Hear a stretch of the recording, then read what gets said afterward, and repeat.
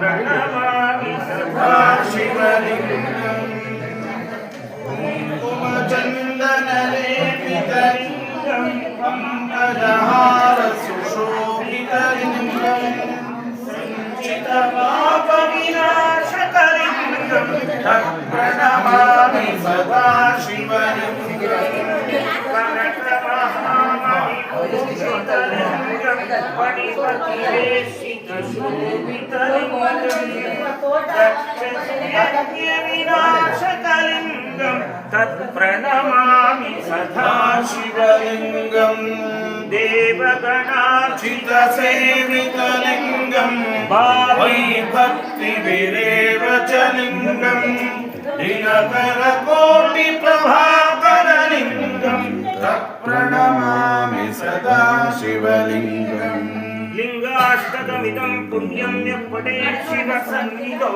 शिवलोकमवाप्नोति शिवेन सममोहते।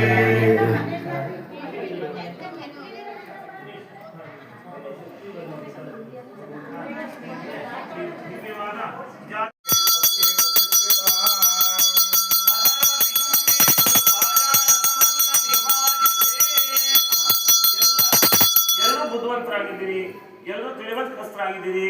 ಹಾಗೆ ದೇವ್ರು ಬರ್ತದೆ ಅಂತ ಕುಣಿಯೋದು, ಮಂಗಳಾರತಿ ಆದ ತಕ್ಷಣ ಅಂದ್ಬಿಟ್ಟು ಕುಣಿದ್ಬಿಟ್ರೆ ಈ ಕರ್ಪೂರ ತಗೊಂಡು ನಾಗಿ ಮೇಲೆ ಇಟ್ಕೊಂಡ್ಬಿಟ್ರೆ ದೇವ್ರು ಬಂತು ನೋಡಿ ಹೆಂಗ್ ಕೂತವನೆ, ಒಂದು ಮಗು ಕೂತ್ಕೊಂಡಂಗೆ ದೇವ್ರು ಕೂತವನೆ. ಅವನನ್ನ ನಾವು ರಾಕ್ಷಸನ್ ಮಾಡ್ಬಿಡ್ತೀವಲ್ಲ, ಇದು ಸರಿ ನಾ ಸಮಾಜದಲ್ಲಿ ಯೋಚನೆ ಮಾಡಿ. ಕರ್ಪೂರ ತಗೊಂಡು ಒಂದು ತೆಕ್ಕೆ ನಾಲ್ಗೆ ಮೇಲೆ ಇಟ್ಕೊಂಡ್ಬಿಡೋದು, ಇಲ್ಲ ಕೆಂಡ್ಕೊಂಡ ಹಾಯೋದು, ಇವೆಲ್ಲ ಅನಾಗರಿಕತೆ ಅಂತ ನಾನು ಹೇಳ್ತೀನಿ. ನಂಬಿ ಭಗವಂತನ ಅಚ್ಚುಕಟ್ಟಾಗಿ ನೋಡಿ, ಮಗು ಹಂಗೆ ಅಲಂಕಾರ ಮಾಡಿದ್ದೀರಿ, ಆನಂದವಾಗಿ ನೋಡ್ತಾ ಇದ್ದೀರಿ. ಅದ್ರ ಮೇಲೆ ಒಂದು ತೆಕ್ಕೆ ಹೂವು ಇಟ್ಬಿಡೋದು, ಮಂಗಳಾರತಿ ಮಾಡ್ತಿದ್ದಂಗೆ ಕೆಡ ಹೋಗ್ಬಿಡೋದು. ಹೂವು ಆಯ್ತು ದಿನೇಶಿಗೆ, ನಾಳೆ ಇನ್ನೊಂದು ಗಂಡು ಮಗು ಆಯ್ತದೆ ಅಂತ ಹೇಳ್ಬಿಟ್ಟು ಇವೆಲ್ಲ ಆಡಂಬರ ಯಾಕೆ ಅಲ್ವಾ? ನೋಡಿ ಎಷ್ಟು ಚೆನ್ನಾಗಿ ಅಲಂಕಾರ ಮಾಡಿದ್ದೀರಿ, ಸಂತೋಷವಾಗಿ ನೋಡ್ತಾ ಇದ್ದೀರಿ. ಇವನ್ನೆಲ್ಲ ಒಂದು ನಾಟಕ ಅಂತ ಹೇಳ್ಬೇಕು. ನಾಟಕ ಆ ನಾಟಕಗಳನ್ನ ನೋಡಿ ಸುಮ್ಮನಿರಬಾರ್ದು. ಈಗ ನಾವು ಹೂ ಮುಡಿಸಿದೀವಿ ಕಣಪ್ಪ, ಈಗ ನೋಡಪ್ಪ ಮೇಷ್ಟ್ರ ಎದಿ ಕೆಡವಿ ಕಟ್ಟಿರೋ ಗುರುಗಳು ಹೇಳ್ತಿರೋದು ಅರ್ಥಗರ್ಭಿತವಾಗಿದೆ, ಬಹಳ ಚೆನ್ನಾಗಿದೆ. ಸ್ವಾಮಿ ಭಗವಂತ ನಿಮ್ಮನ್ನ ದೇವರು ಅಂದ್ರೆ ಯಾರು ಅಲ್ಲ ಕಣಪ್ಪ, ನಿಮ್ಮ ಸಣ್ಣ ಮಗು ಇರುತ್ತಲ್ಲ ಆ ಥರ ಮಗು ಇದ್ದಂಗೆ ಭಗವಂತ. ಅವನನ್ನ ನೀವೆಷ್ಟು ಮಗುನ ಪ್ರೀತಿಯಿಂದ ಆರೈಕೆ ಮಾಡ್ತೀರಿ, ಒಳ್ಳೆ ಬಟ್ಟೆ ಹಾಕ್ತೀರಿ, ಒಳ್ಳೆ ಆಭರಣ ಹಾಕ್ತೀರಿ, ಸಂತೋಷವಾಗಿ ನೋಡಿ ಭಗವಂತ ನೀವು ಕೊಟ್ಟಿರೋ ಮಗು ಎಷ್ಟು ಒಳ್ಳೆ ಮಗು ಕೊಟ್ಟಿದೀಯಪ್ಪ ಅಂತ ಅವನಿಗೆ ಕೈ ಮುಗಿದು ಎತ್ಕೊಂಡು ಆಟ ಆಡಿಸ್ತೀರಿ.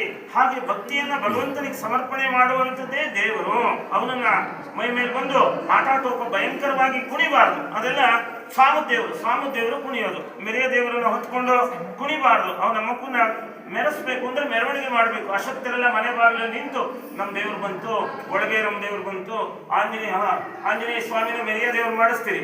ಹಾಗೆ ಆಂಜನೇಯ ಸ್ವಾಮಿ ಬಂತು ಅಂತ ಮನೆಯಲ್ಲಿ ಮುದುಕರು ಮೋಟ್ರೆಲ್ಲ ಇರ್ತಾರಲ್ಲ, ನಮ್ಮ ಬಾಗಿಲಿಗೆ ಬಂದ ಭಗವಂತ ಅಂತ ಹೇಳಿ ಸ್ವಾಮಿಗೆ ಕೈ ಮುಗಿಯೋ ಅವಕಾಶ ಮಾಡಿಕೊಡ್ಬೇಕು. ಓಂ ಹಿರಣ್ಯಪಾತ್ರಮ್ಮದೋ ಪೂರ್ಣಂದದಾತಿ ಏಕತಾ ಬ್ರಹ್ಮಣೋಪಹರತಿ ಏಕದೈವ ದದಾತಿ. ನೀರಾಜನಂ ಧರಿಷ್ಯಾಮಿ ನೀರಾಜನಾಂತರ್ಯಾಜನಂ ಸಮರ್ಪಯಾಮಿ ಪರಿಮಳಪತ್ರ ಪುಷ್ಪಾಣಿ ಸಮರ್ಪಯಾಮಿ.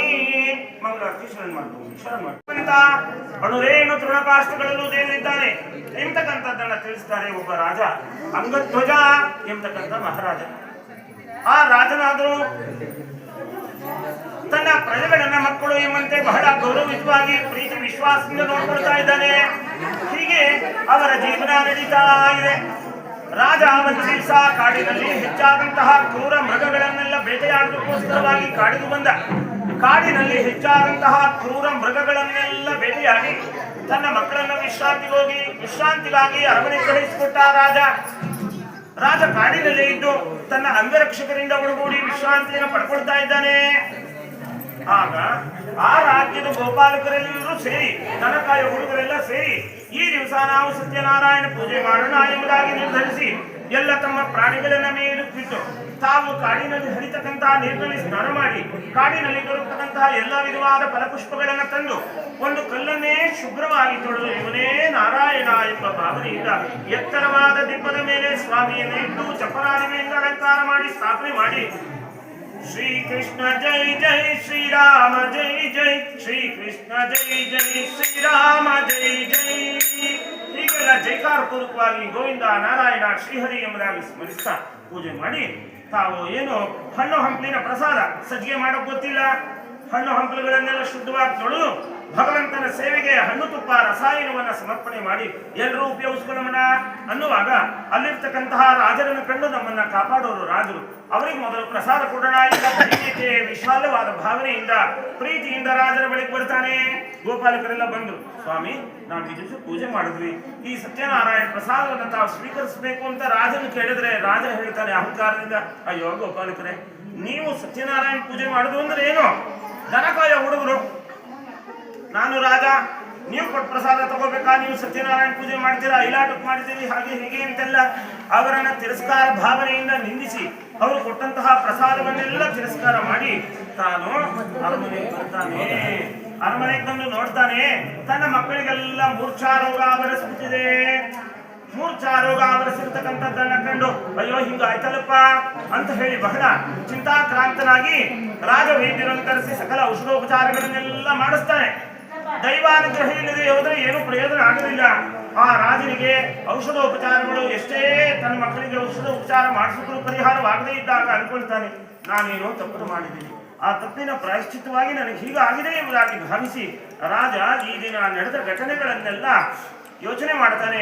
ಅವಾಗ ರಾಜನಿಗೆ ಅನ್ನಿಸ್ತು, ನಾನು ಗೋಪಾಲಕರಿಂದ ಪ್ರಸಾದ ತಗೊಳ್ಳಿಲ್ಲ, ಅವರು ಕೊಟ್ಟಂತಹ ಪ್ರಸಾದವನ್ನು ತಿರಸ್ಕಾರ ಮಾಡಿದೆ, ಅವರನ್ನು ನಿಂದನೆ ಮಾಡಿದೆ, ಇದೆಲ್ಲ ಅವನಿಗೆ ಮನವರಿಕೆಯಾಗಿ ಪುನಃ ಕಾಡಿಗೆ ಬಂದು ಗೋಪಾಲಕರಿಂದೆಲ್ಲ ಸೇರಿ ಶ್ರೀಮನ್ನಾರಾಯಣ ರಾಧೇ ಶ್ಯಾಮ ರಾಧೇ ಶ್ಯಾಮ್ ರಾಧಾ ಮಾಧವ ಮೇಘ ಶ್ಯಾಮ್ ರಾಧೇ ಶ್ಯಾಮ ರಾಧೇ ಶ್ಯಾಮ್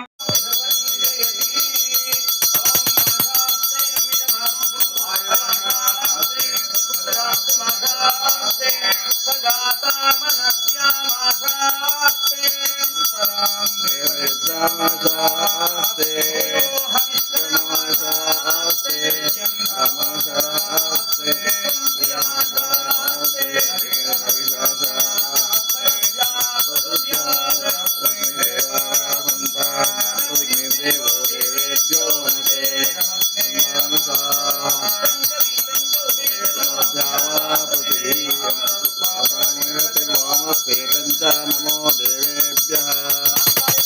ಸರ್ವಾಲಂಕಾರ